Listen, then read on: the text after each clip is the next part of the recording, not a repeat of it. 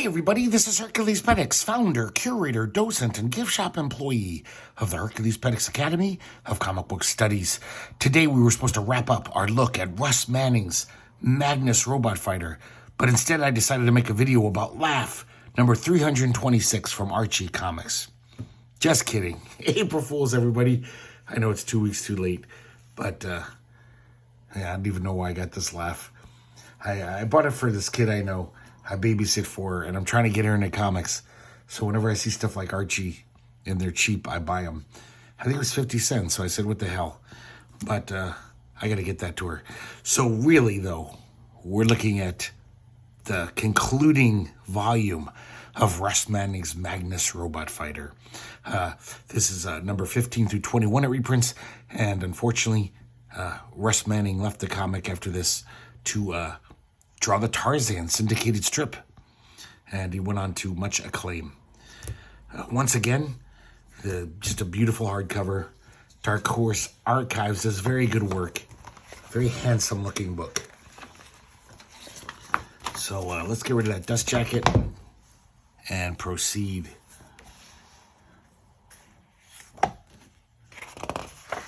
Same trade dress and all these collections. They're very nice. Doesn't that look like Roger Moore? I guess this is years before he was James Bond. So he was probably the Saint then. I wonder if that was the model that he was looking at. We got a contents page once again. And this time the forward is by Keith Giffen. It's subtitled, "It Shouldn't Have Worked." This is kind of funny because Keith Giffen keeps talking about how it just shouldn't have worked, this comic. I mean, the hero wears a miniskirt and white go-go boots. It shouldn't have worked, but it did. Because not only is Russ Manning great, but he also mentions how Legia always wears that kind of see-through skirts and stuff. That didn't hurt. So now let's get into these issues. So now we're up to number 15. We got a cover by Vic Prezio, who pretty much is going to do the bulk of covers in these last issues. And pretty nice cover. And this is called The Weird World of Mogul Badur. And this one's written by Herb Castle. Goes without saying, all the art in here is by Russ Manning, so I won't mention it every time. But sometimes he writes, sometimes he doesn't. So Magnus is flying around Northam one day, and this strange robot comes out of nowhere. And he says, Magnus, I seek, you're the one I seek. I need your help. I must speak to you. The Northam security knocks the ship out of the air because, you know, it's an unidentified craft. But Magnus says, no, I think this robot was trying to talk to me. I don't think it was an enemy. The robot's destroyed. And, but Magnus finds this, like, projector in there. And he says, this could give us a clue as to where this robot came from and what he wanted. Legia shows up. And they turn on the projector. And it projects a door onto the wall.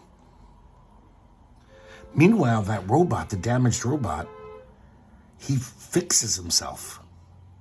And he gets up. They don't even notice. And it creeps up behind him. Now, this is crazy because the projection of the door, it actually makes a real door. It opens. And Magnus could feel a cool air coming through. And they turn around, the robot's there. The robot basically has this laser finger. And he says, Magnus, you better come with me or I'm going to kill all these people. And his name is Zyphor, this robot. Right as Magnus is about to, does enter, Legia jumps in behind and says, I won't let you go alone. The door disappears. It's just a rock wall now. So it's this magic door.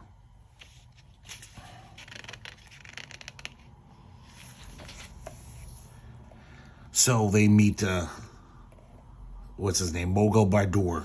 Very kind of Fu Manchu looking guy. I love this ornate throne room here. This is some pretty spiffy drawing. And I guess he rules Sarkorum.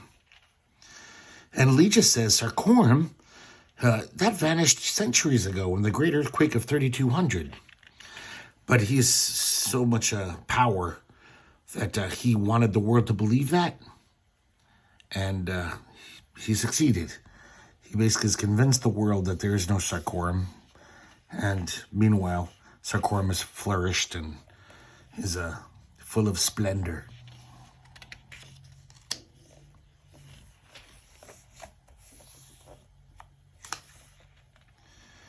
So these robots are kind of different than the Northam robots. They're very odd, especially Zypher. And Magnus realizes that Zypher kind of has emotions. And Magnus kind of comments on it. And Zypher is very grateful. He's like, no humans ever noticed before. I have felt so alone. So he's a very tender robot. And so they kind of have this bonding moment. But still, he's loyal to Mogul. Is that his name? Yeah, Mogul. Now, it turns out the humans in this Sarkorium society, you'd think this is what Northam people would look like. They're so pampered by robots and they have nothing to do that they're all just morbidly obese. They can barely move. They become totally reliant on robots. And, of course, Magnus says, see, this is what I've been fearing for Northam. This is how humans are going to end up, like big babies. So the robots see these guys spying, and they attack Magnus. Or actually, I should say he attacks them. Because they say, you can't leave your room anymore. You're basically under house arrest. So Magnus is going to truck with that. So Zypher picks a flower for Legia. He basically kills the other robots that were hassling Magnus. But he still says, you must come with me to Mogul Bordur's, chambers. He still wants to see you. But he seems quite taken with Legia. He keeps calling her beautiful and calling her lovely. He calls her fair lady. So when Zypher shows up, Mogul says, you disobeyed me. I guess he left the room unattended so he could pick that flower. I can't help but seeing Steve Ditko in here, only because it looks like the Ancient One, kind of, from Doctor Strange. I wonder if Russ Manning was just like, I'll just kind of crib that. Because Steve Ditko already made a great prototype of one, this kind of character. So basically, Mogul Boulder has this plan. I guess he does this every year. This is how he's lived for 800 years. He's going to kind of switch brains with Magnus, so we'll have Magnus's, young, energetic body. And, of course, Magnus is going to have that. So once again, he starts bashing robots. And he says, Legia, grab the projector. And it looks like all is lost for Magnus. But then Magnus says, Zypher, Mogul was going to destroy you just for disobeying him. Help us out with your laser finger. And he shoots at Mogul, but I guess Mogul has some kind of arcane energy or powers that it doesn't affect him. So Zypher at least destroys all the robots that were attacking Magnus.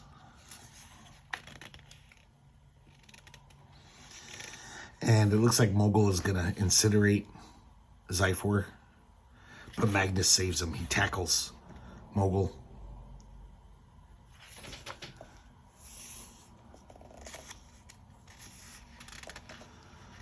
And they use the projector once again to get back to Northam. It makes the door in the wall. Oh, I'm sorry, it's not quite over. But Legion makes it through. But she doesn't quite make it through. She disappears. And then Mogul pushes Magnus in. And basically he's pushing them into subspace, which is just like a different dimension. But Magnus grabs Mogul and drags him in too. So here we get some kind of groovy psychedelic effect in subspace. Very Unditko-like different dimension stuff, but kind of groovy nonetheless. A little op art here. And once again, Magnus uses his smarts. And he gets them out of the subspace. This is really fun. I love this shit. This is great. I wish like half the comic was in subspace.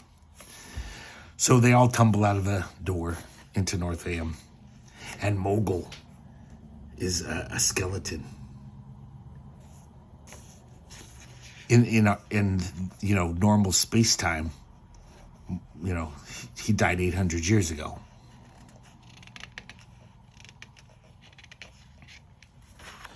So another victory for Magnus.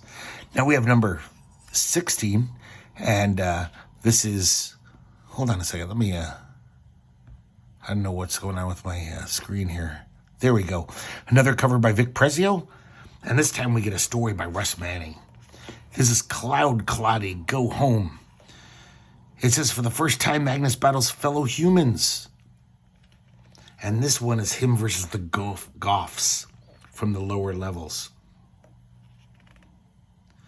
So in Northaam, all these robberies are happening.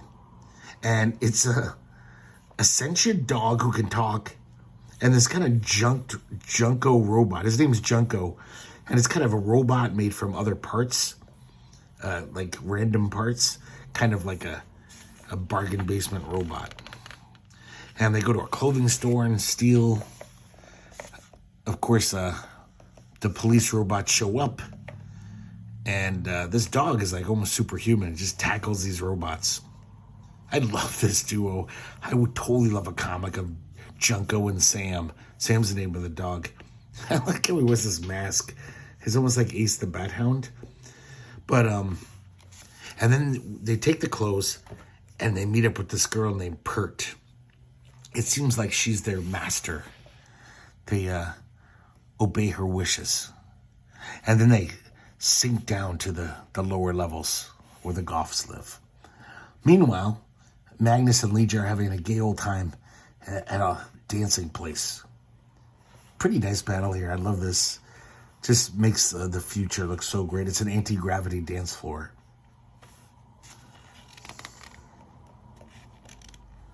And as they leave, they hear on the radio or the telescreen, whatever, they hear about the robbery. So they call up their old friend Danae. They ask her, they say, is this one of your Neo animals? This talking dog? And Danae says, yes, and I mean, it's not my animal, but I need your help. We have to locate that Neo dog. So it's not one of hers. But she says, yeah, like it was once. Because only her family knows how to make these Neo animals, how to, make these amazing genetic advances in animals through their training. But she says that this Neo dog is this puppy that disappeared 2 years ago with the little girl I gave it to. And obviously that's Pert. So Danae has brought along her little raccoon friend, Slyn, the psychic telepathic raccoon. So they go down to the lower levels, and using Slyn's telepathic abilities, they're going to try to find Pert and this dog. Some really nice sci-fi stuff going on here of Northaam. And they descend into the lower levels. It gets darker and darker. I love this whole world building Russ Manning does. Like, Northaam's kind of crazy and cool enough, But these lower levels, which is almost like post-apocalyptic, escape from New York type shit. So, of course, all the goths hate anyone from the, the upper levels. They call them cloud cloddies because they're up there in the clouds. And they're throwing rocks at the car. Look at this great panel here of all this kind of, like I said, like it almost looks like post-apocalyptic. And they're getting closer and closer to the telepathic signal. And then this robot comes out, another kind of junker robot made of spare parts. And he basically says, that you're not wanted here. I'm the guard robot. Of course, Magnus fights him and beats him up. But then Sam comes out, the talking dog. He jumps on Magnus. And then Junko comes out. God, I love Junko and Sam. It sounds like a great cop show from the 70s, doesn't it? Junko and Sam. But I would love a comic of these two getting into little adventures. So finally, Pert runs out. And she says, you guys get it out. And because she recognizes Danae. So Danae was a very good friend of hers at one point. But she's basically a goth now. And she says, like, just leave us alone. We're goths. And then these goths show up. And they're pretty badass. They're basically agreeing with Pert, saying, you heard the little lady. Get out of here, cloud cloddies. And it's one, their leader.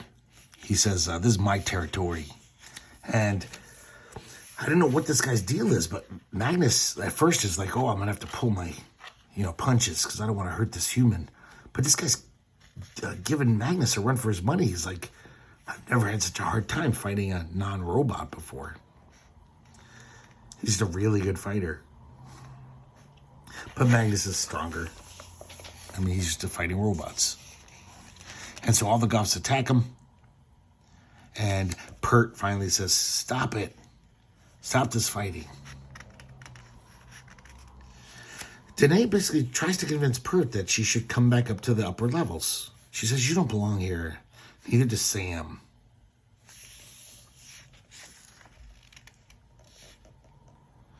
So, Legia asks why Pert is so bitter. And I guess because Pert's parents were killed in an accident 3 years ago. She was really badly hurt. And that's why Danae gave her the little puppy. I love this little puppy there. That's so cute. She gave her the Neo puppy, Sam.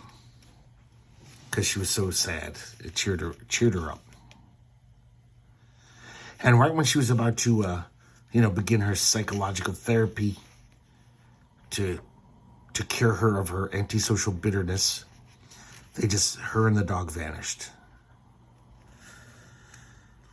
So now we meet Spiky. He's this little kid who's like a genius. He builds all these junker robots. And this is Pert's little friend.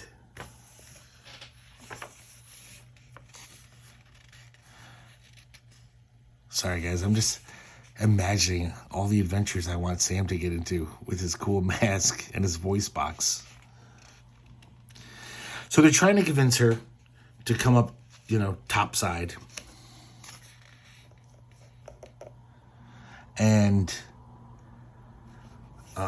they show off. They show her all the splendor. They take her to museums. They take her to fancy dress shops. And they take her to a fancy restaurant.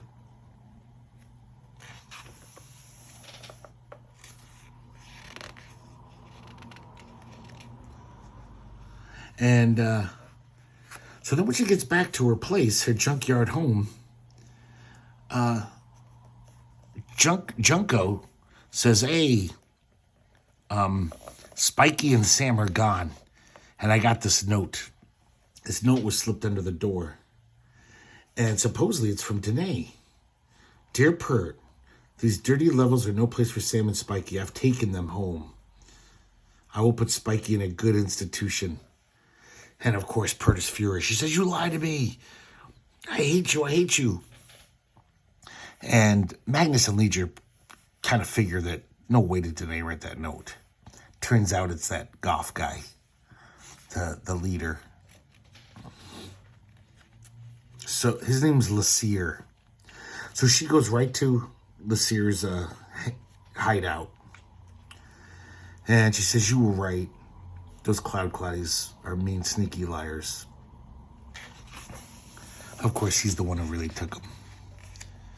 I like that depiction of Lasir right there.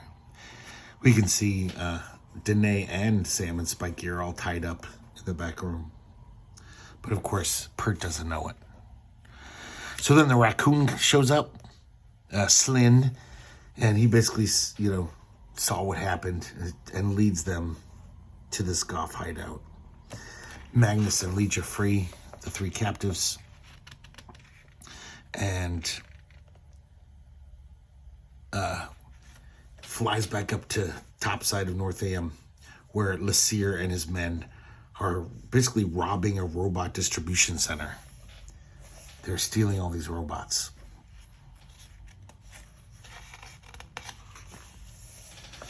And, oh man, what a fun battle here.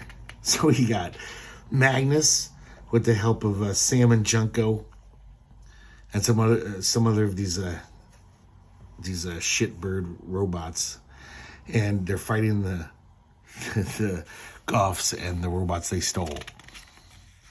So it's like a really epic battle here.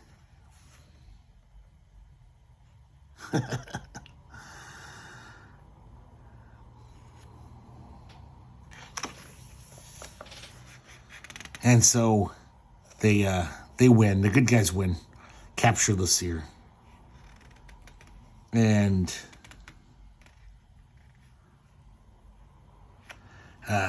we never see Pert again. So I don't know if like she ends up living topside or goes back down to live in her junkyard. But they give her the choice this time. They don't try to swear. They say, you just tell us where you want to go. Pert does say at the end, she says, I want to go up there, Magnus, with all my friends, where the sun shines on cloud claddies. So now we got number 17, another cover by Vic Prezio. That's a very macho-looking Magnus. And this one's written by Herb Castle. Love this first panel there. The body language of Magnus there. This is called The Deadly Peril from Sirius. And basically this ambassador from Sirius 5 is visiting Northam. It seems like these later issues, every issue Leech has got a different hairstyle. And they're pretty bizarre, but they all look great. Russ Manning could have been a hairstylist. He also seems to be giving her different dresses and like more interesting garb every time. So here's the guy from Sirius 5. His name is Zypex. He's kind of like a frog guy. He even leaps around on his little frog legs. And he's brought this giant robot. He tells them that this is their most advanced robot.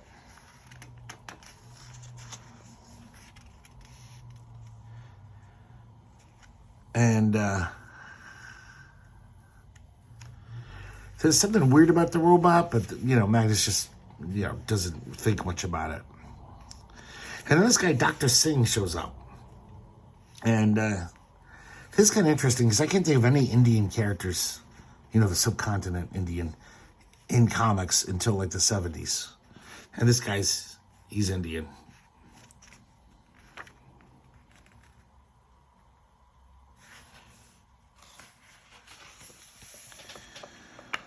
So,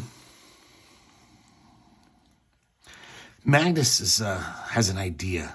He looks at his ancient history. He goes to the library and checks out some ancient history vids. And he reads about the Trojan horse. He thinks that giant robot is a big Trojan horse. There's some really nice panels in this one. So, Zygex, or shit, what the hell's his name? Zypex is, he's addressing the World Council, the Northam Council. And I guess he has powers of like hypnotism. And he tells them all to fall asleep. And it works. They all pass out. and he escapes. Well, he doesn't escape. He doesn't have to escape. Everyone's asleep. But he heads back to his robot, his giant robot. And sure enough, Magnus was right. The door opens and all these little flying robots come out. And they're very powerful. They just rip through the security robots of North Am. And I guess they can duplicate themselves. So even though, there's only 10 or 20, that's all that could fit in this giant robot. But pretty soon, they can multiply and take over all of North Am.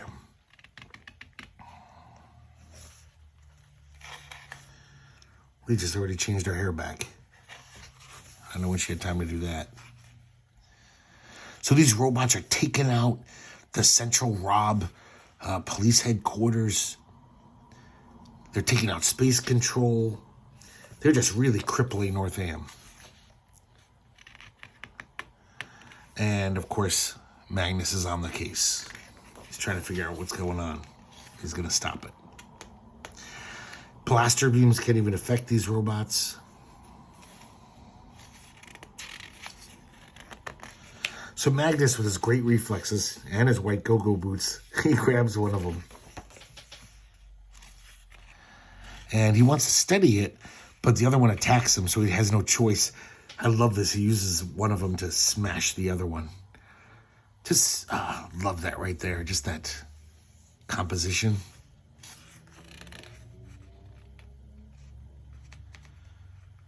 So it's kind of, what you expect. Magnus is running around trying to find Zypex, trying to stop these robots. I don't quite understand why Zypex seems like, at a certain time you'll multiply, but not yet. I don't see why he just doesn't let him multiply right now and be more formidable. Didn't quite understand that.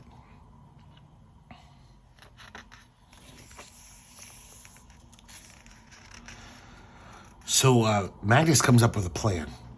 I guess the weather control is still up and running. The robots didn't take it out. So Magnus figures massive electricity could take out these robots. And so he orders weather control to whip up the biggest lightning storm of all time. And so it starts, and it seems to work. At first, Magnus looks like he's going to be defeated. There's just too many of them. And Magnus, another great panel right there. That's a great action panel. And they're swarming over him, but then the lightning starts attacking him and killing them. I love this panel right there. That's so great. I think it's funny how this little guy is holding Magnus's eyes like, guess who?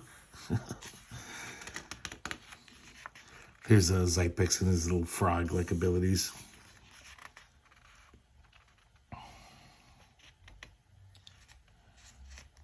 So I guess Zypex grabs Legia and he gets in this transport beam back to his own planet.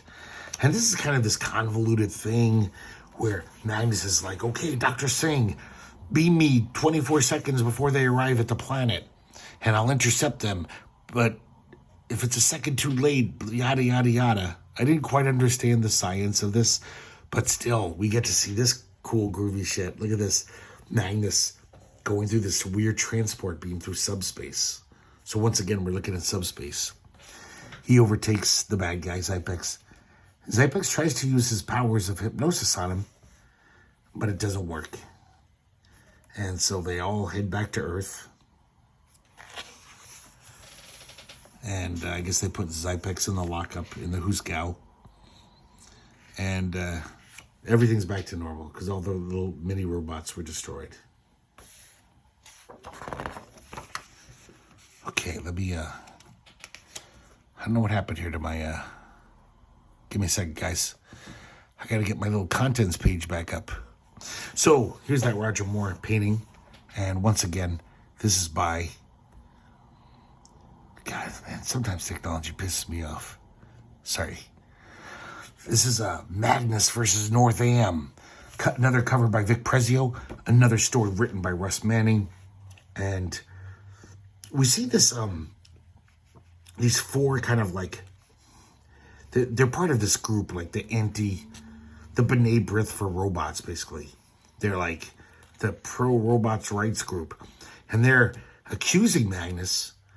They're basically saying these robots have disappeared, these science/technician robots. And they're kind of blaming Magnus. Because it's Magnus is always dissing robots, And turns out, though, they're all industrialists who own robot factories. So they have a ample reason to get rid of Magnus. The outsiders return. They're watching this on TV, and they're like, this is stupid. This is crazy. A robot shows up, interrupts this. I guess it's a talk show. It's like a TV show. And he says, Magnus, you are hereby notified to appear in the accuser court. You may bring counsel. And everyone's like, what? Magnus accused? So Magnus goes to court. I guess in the future, there's a robot judge and 4 human judges. So they accuse him of this, but they also accuse him of something else. They accuse Magnus of being a non-human alien, as well as being causing the disappearance of 23 science robots. I guess in this court system, Magnus is released. They don't mention bail, but they say report to court 9 o'clock tomorrow morning. Now, one of these women who have accused him, Vril Trent, she's one of these industrialists who owns a robot factory. She has invited Magnus and Legia to a party that night. So Magnus wants to go to, sniff out what the hell's going on. She's super rich. She has this crazy decadent party, another anti-gravity dance floor. And she kind of takes Magnus out to the garden, is kind of coming on to him. Basically saying, if you stop all your talk, anti-robot screed, because it's hurting our sales. Ever since you showed up, sales have been hurting for robots. So if you stop, we'll drop the charges. And she even says, and if you do that too, we could have some fun together. And he calls her a Danubian viper cat, which is quite an insult, I guess, because she smacks him. Legia walks in on this and storms off in a huff, which I think is kind of weird. Like, she thinks they're being intimate because she slapped him? I don't know. I guess love was weird then. So Legia's pissed off at Magnus. Vril Trent goes back to her cohorts and says he refuses to cooperate. So they're going to throw the book at Magnus, it looks like. So Magnus is more worried about this whole non-human alien stuff. He doesn't want them to learn about 1A, his robot mentor. It's a total secret from everyone. So this whole non-human alien thing is because, Magnus, there's no record of him being born in North AM. He was born underwater in 1A's, bubble house. There's no no record of his schooling. He appeared fully grown in 4000 AD. And the fact that he can kill robots with his bare hands, obviously humans can't do that, normal humans, so they're accusing him of being a non-human alien, which I guess is a crime. And this is a very good courtroom drama. It's like Perry Mason. So Magnus has got to prove his innocence. He realizes. And they're going to give him a psycho probe test, which Magnus refuses because he doesn't want them to find out about 1A. So he's adamant, but they're like, no, you got to take it or we're going to consider you guilty. So Magnus, in a very striking panel, attacks the police robots and runs for his life, becoming a fugitive. They're all searching for him all over the city. And he actually goes into the Robot Central, the police headquarters. He figures they won't look for me here. There's some really nice, just like the sci-fi technological panels in here. Lots of doodads and, like a Wally Wood cover. And then he sees one of the science robots that's supposed to be missing. This is like the lower levels where no one really goes. And then this robot attacks him. And this is unlike any robot he's ever seen. They're flexible robots. So they're almost like, Plastic Man. And so Magnus can't get a beat on him. He can't use his amazing smashing power, his karate chops, because they swivel out of the way. But they can attack him.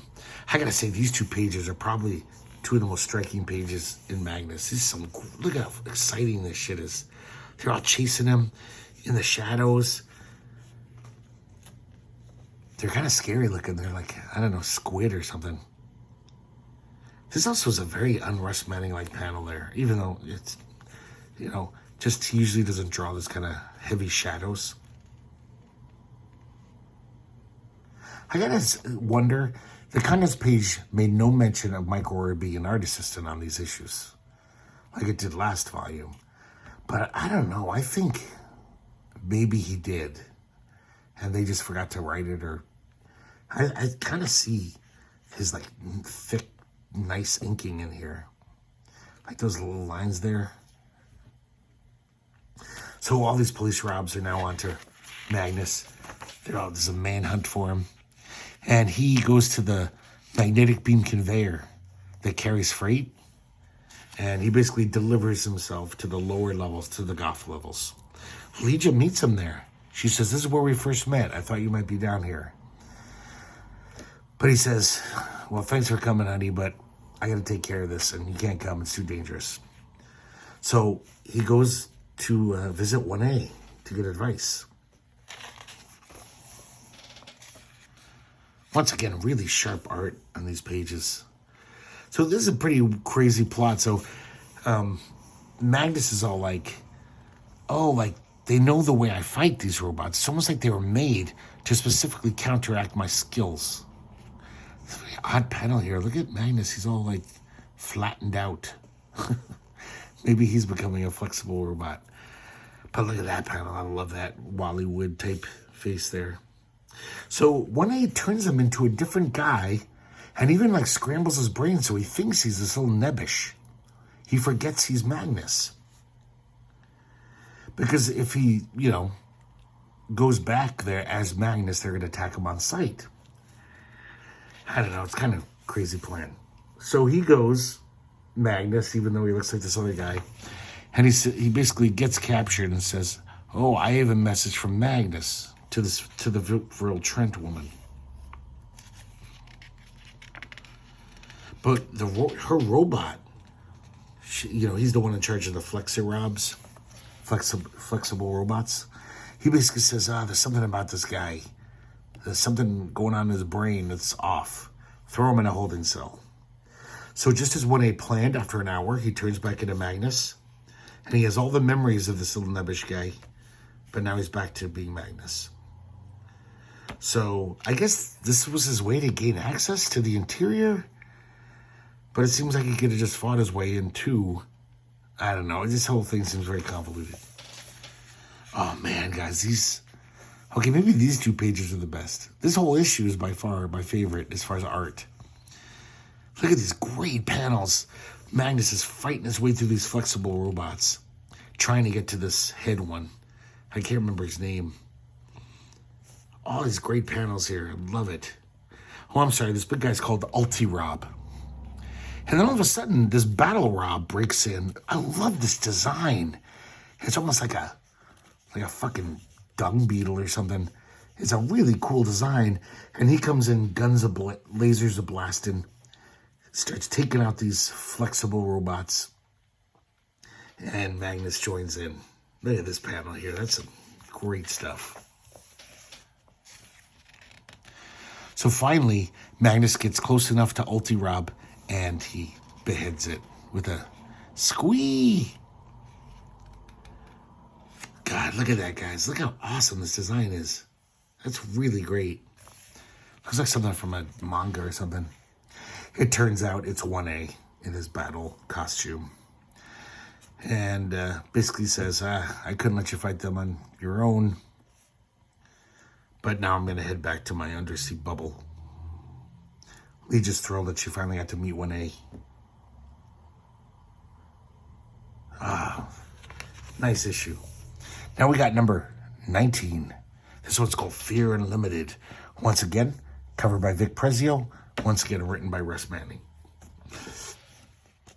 Kind of cool opening panel.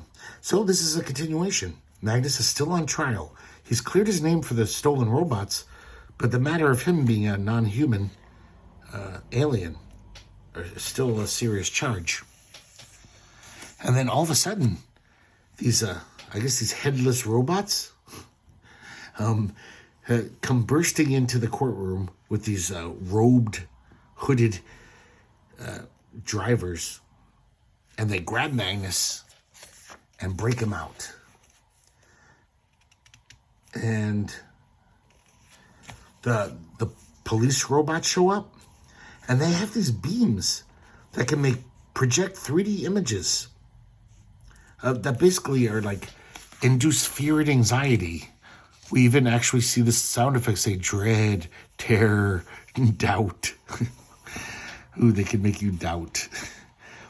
And they actually seem to be, even though they're projections, they seem to be bowling over the robots, but that's just the robots, like, I guess, falling back in fear. Which, I just thought the robots weren't supposed to have any emotion, so I don't even know how this would work. It's kind of weird. But whatever, it's kind of a fun idea. And it turns out it's the outsiders once again.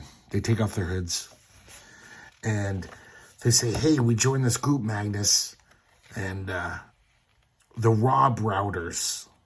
And we're basically this anti-robot group. And we've got this great leader named Der Kaiser. One word. Magnus thinks to himself, Der Kaiser, ancient German for dictator. And so he doesn't like it. It smells funny to him. So they go to the lower levels. There's some abandoned old stadium from, olden times, from our times probably. And I guess there's a big rally there, and that's their training grounds. So everyone, all the outsiders are into Der Kaiser. They're really on board, except for Murph. Murph, the Asian kid with jaundice. And it turns out Der Kaiser is Dr. Noel. And so basically he's doing his anti-robot screed, and he's got all his followers. Most of them are teenagers, easily impressionable. It's almost like they're brainwashed by him. It's like a cult. So Magnus jumps in. Once again, Dr. Noel seems even more anti-robot than he was. And once again, he's got robots working for him. I don't get this. It's so weird.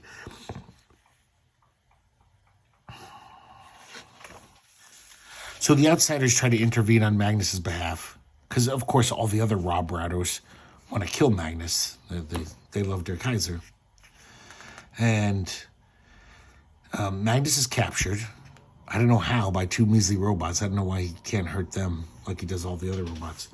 And then he sends his legions up to, the upper levels to basically cause havoc. And he doesn't care how many innocents have to die to get rid of all robots. So that's almost like their main difference here. He's like, Magnus, why don't you join me? You don't like robots either. He's like, yeah, but I don't want to kill thousands of people to follow some stupid dream, So I guess that's the Rob Routers go to the surface using their fear projections are just causing massive panic and chaos. And finally, the outsiders realize that Murph was right. They're like, yeah, this is wrong. This isn't cool. So Dr. Noel overhears them and says, hey, everyone converge on those three traitors, the three outsiders. I should have mentioned Murph stayed down in the stadium with Magnus. So it looks like they're in trouble. It's three of them against all the other Rob Routers. It's like 80 of them. And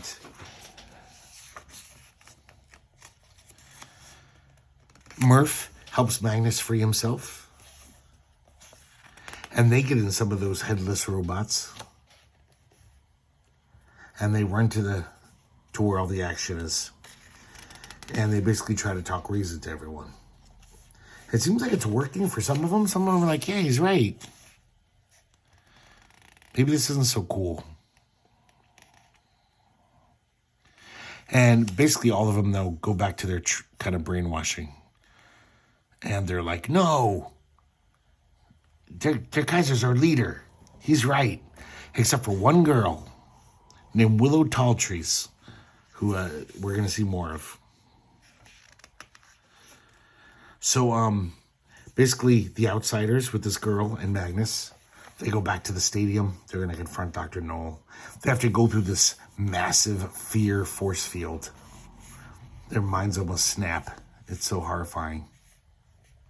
I guess the only things that scare people are giant, weird-looking robots.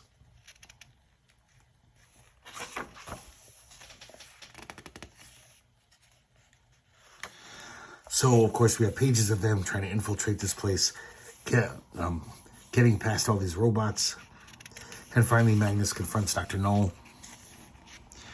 Dr. Knoll takes off in a spaceship. And so now Magnus goes back to trial. He basically drags the outsiders in. He says, you guys are coming back to court with me. We're going to face the music.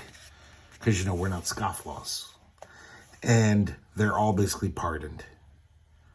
Because they basically saved North Am. And it looks like Willow is going to be friends with the outsiders, maybe even join them. Okay, number 20. And this is Bunda the Great. This is covered by George Wilson. Our old friend George Wilson is back as the painter, just for this one cover. And this one's written by Don Christensen. Legia's got a wicked cool haircut in this. It's almost like some new wavy haircut. She looks great. So one day, Magnus and Legia are driving around. They see a ship explode in the sky. There's a survivor falling from it. They do a daring rescue where Legia drives her car kind of parallel with the guy. Magnus grabs him. They take him to a med station. His name is Prince Shandor. He's from this other country in the Himalayas. So he says, I need your help. You got to come with me. And he's like, no, I got to take care of North Am. But he tells them the problem. He says, yeah, we have the biggest weather station in the world in our Himalayan city. But recently there's been all these robot malfunction, rebellious robots. And, you know, if our weather station falls to these nefarious forces, North Am's going to be in danger too. So you might as well come with me. And Magnus realizes, yeah, okay, you're right. There's Legia, looking all kind of punky, new wavy. So they go to the city, built right into the Himalayas. As soon as they get there, this walkway buckles, and we meet this guy. His name's Ti Xiang. And Ti Xiang is in charge of he's the Rob control chief. He seems very capable. So as soon as all these bad things happen, he's on the radio being like, send 30 of these Robs here. And, you know, he's good at fixing things. And this giant building is ripped off of its moorings, the anti-gravity override. Everyone gets in these kind of evacuation ships, though, just in time. Because they were flying so high, they were outside the weather control. They were all going to freeze to death. And seems like Legia followed him to this place. She kind of convinced her father to let her go. Weird panel of Legia there, looking psychotic. Her eyes are very intense.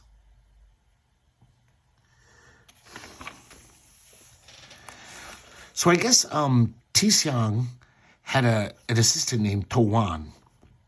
And it seems like they had a falling out. And then Towan disappeared. So it's also concurrent with this. All these humans are being kidnapped, or just being they're disappearing. So it's a big mystery where all these people keep going. So Magnus, I think it's Prince Shandor's idea. He's like, you know, there's miles and miles of caverns under our city.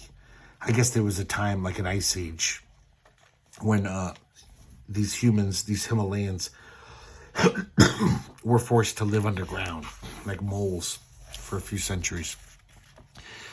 And they go down there, and they see all these people. And they're being led by a robot.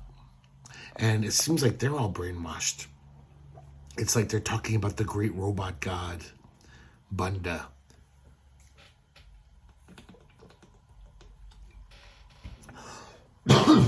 Sorry, guys. I need some water. So Magnus and Legia and Shandor and his girlfriend are following, trying to figure out what's going on. A robot throws a boulder down on him. Magnus, using his great strength, kicks it away from everyone. And then that building that was lifted off to the ground is now lowered. I guess it was full of robots. They couldn't rescue the robots. So he basically gets all these technological parts from this building and more robots so he can add to Bunda. So Bunda is like this massive multi-robot. And they keep adding parts to it. It keeps getting stronger and growing. Has all these little robots in it on the control panels. So all these people are totally brainwashed. They attack Magnus. They're like, they're spies.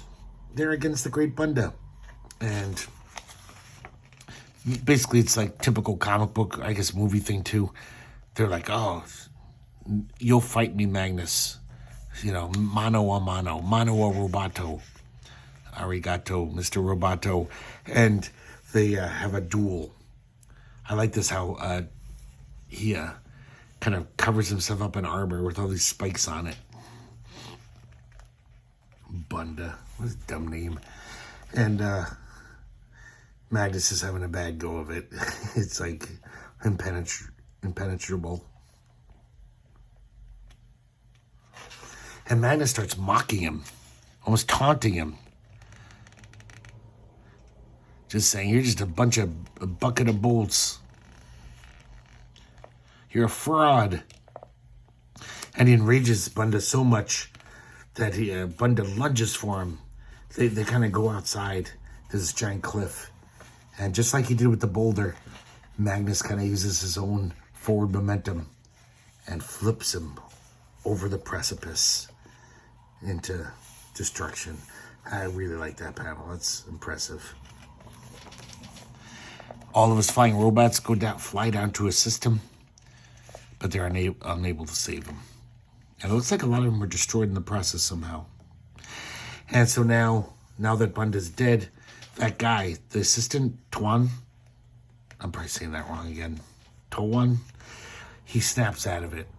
He was being mentally dominated by Bunda. And so now everything's back to normal.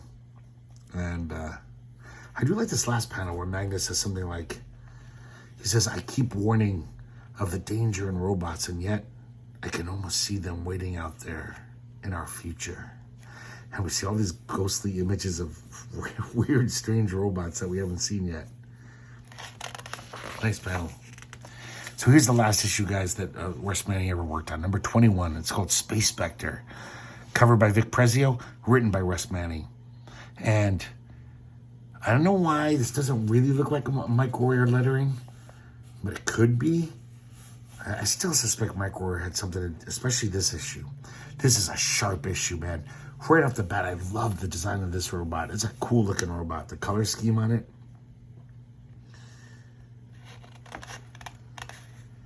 So this is a weird one. It's like black magic robots. So we see the Spectre flying through space. It shows up on Earth, and it pops up into the detention cell of Zirkle. You know, he's been in jail ever since we last saw him. And it basically says, come with me. And Zirkle's like, I will follow, yes. The robots at this institution are like yelling at the wardens. They're like saying, hey, Zirkle's escaping. And they're like, what? We don't see anything. Go report yourselves immediately to Central Rob for a checkup. You robots got some circuits loose. Same thing happens in another jail, and it's Dr. Noel. The Spectre comes. The robot says, shall I apprehend this guy leaving his cell? And the guy's like, what are you talking about? He's asleep in his cell. Go check in for, check your circuits. So the Spectre leads him to this laboratory, and I kind of like this how they don't like each other, and the whole time Dr. Noel's just insulting him. He calls him a fatuous fop the first time he sees him. So this voice comes out of nowhere and says, "The Space Spectre is my servant, just as you two are from now on, unless you want to feel my wrath." And now we cut away. We see the Outsiders hanging out with Magnus, and I love this. So, like, the Outsiders are like, "Help us decide, Magnus. Half of us think that Willow should be in the Outsiders, and the other half say that there should never be girls in the Outsiders." And Magnus says, "What do you think, Willow?" And he says, "If these guys are going to be such jackasses, I'm gonna leave and make my own little group or something." And jerks, and she flies off. And now Legia shows up, tells him what's going on about how Dr. Noel and Zirkle escaped. And so, like, it's so weird. So the Spectre, well, this, the Master, he basically says that, "I want you to make me a robot formed of ectophere," which basically sounds like sorcery. So, follow the instructions in this book for gathering and shaping ectophere, the psychic force from subspace that Earthmen have unwittingly used for eons. The force that creates ghosts, poltergeists, and sorcery. So it's almost like trying to give a scientific veneer to magic. Kind of interesting concept for an old comic like this. And they start squabbling again. And so the voice, the Master, has to zap them again. And then this is the robot they make, this cool looking robot. And it's weird, they infuse it with life through like mystic incantations. Just as if they were wizards, you know. In fact, he even has to use the sorcerer's wand. That's the way to do it, I guess. Very silly idea in a way.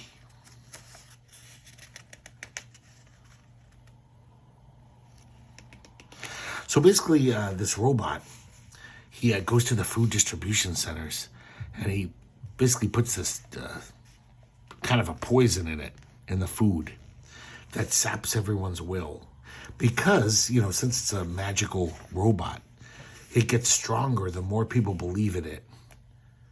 So he's going to weaken Northam, take over, and then everyone, you know, he'll be the leader. So people will be forced to believe in him and give him power. Magnus goes to the council. Everyone's just like half asleep. They're just like, yeah, I don't really care. And even Magnus is feeling very weak. So I guess they summon Dr. Talltree of Medical Center. This is Willow's father. So Magnus is like, how come you're still healthy and strong? And he says, well, I'm not the only one. Then all of a sudden there's an emergency announcement. Our two villains say that we demand immediate capitulation of all Northam controls to us. Magnus runs out there, even though he's pretty fucked up, and he attacks the robot. But he's not doing too good. And then, using their newfound sorcery powers, the Space Spectre zaps him with a shifting reality ray. This is kind of cool. Look at this, guys. It's just everything starts wiggling. It's like Magnus is tripping balls. Even the robot is all... I love this panel here with the robot getting all agitated, looking all weird. The two villains in the background are all kind of bizarre. But Magnus is still drawn straight. Love that panel. They turn Magnus's arms into bird feathers. He still tries to fight, but the robot kicks his ass. It's a brutal beating. This is like the most you've ever seen Magnus get his ass kicked. They throw him off this walkway.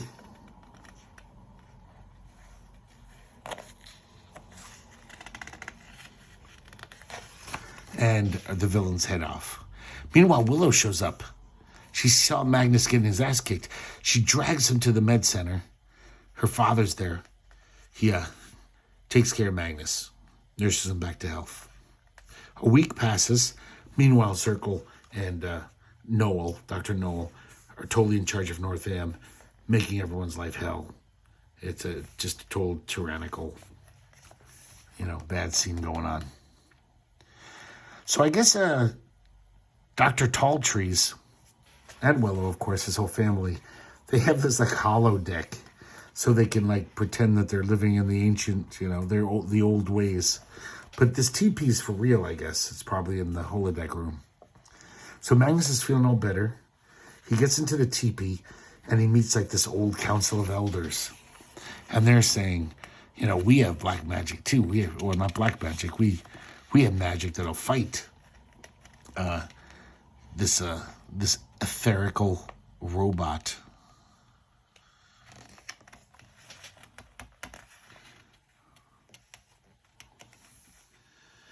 So the Talltrees knows that the whole scheme. He knows that the food has weakened people, and he tells Magnus that we grow our own food on these floating platforms, anti-grav platforms. So we haven't eaten any of that food distribution food. So Magnus says, can we use some of that food? And so they put it in the conveyor system, this pure food. And within a week, the humans are finally rebelling against the tyrants.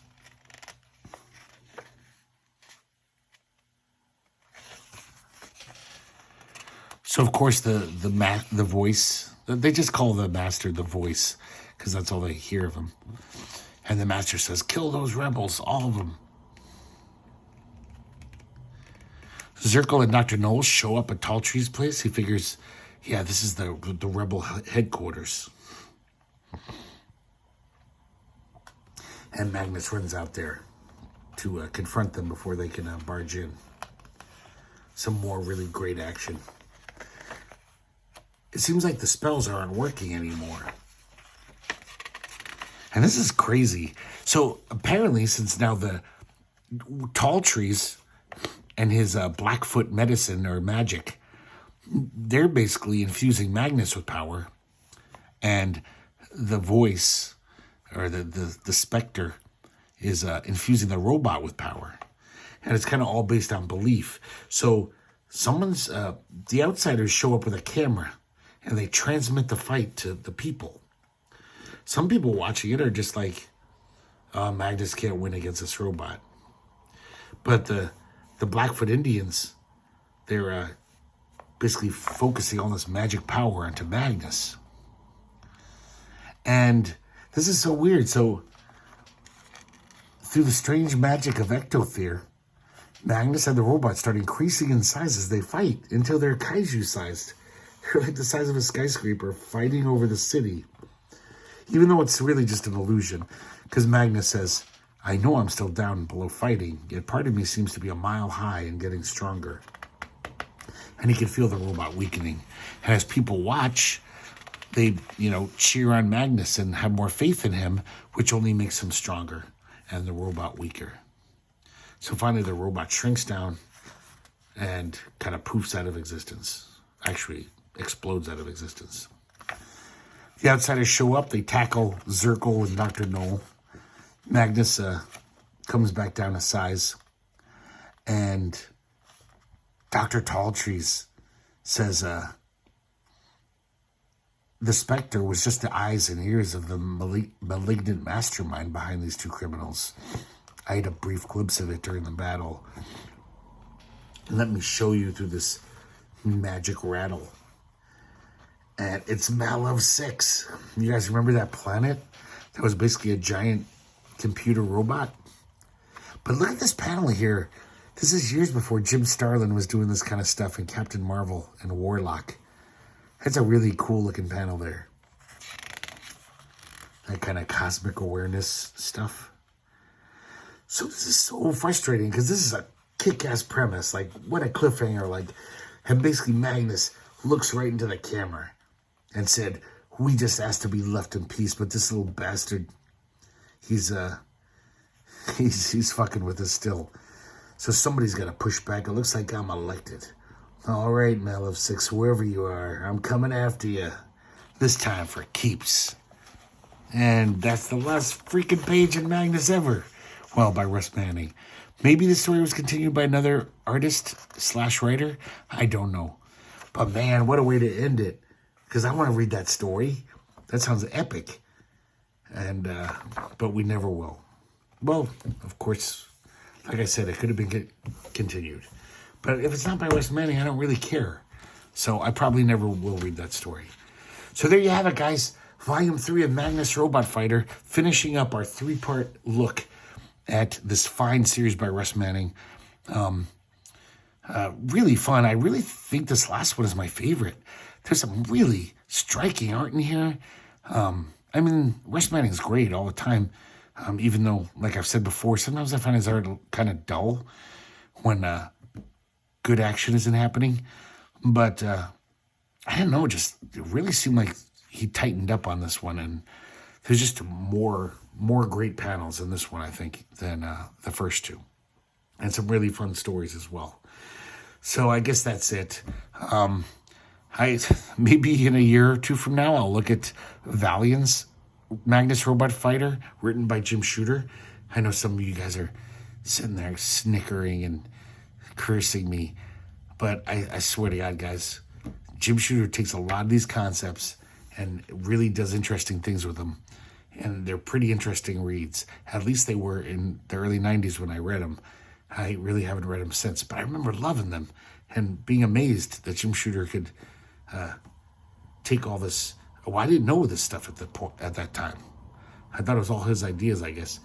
But I knew there was a comic called Magnus, but I didn't know how much he took, because Dr. Noel shows up, Zirkle shows up, all these characters show up. I think the Outsiders do. Oh my God, I got to reread them, because maybe Junko and Sam show up. And then I really want to reread those. So, whatever. But I swear to God, guys, they're in quarter bins.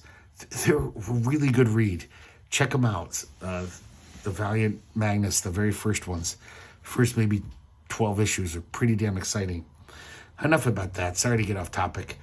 We're talking about Russ Manning today, and unfortunately, this will be the last time for a while. So I hope you guys liked this video. Hope you liked all 3 of them, and I hope to see you next time here at the herculespetix Academy of Comic Book Studies.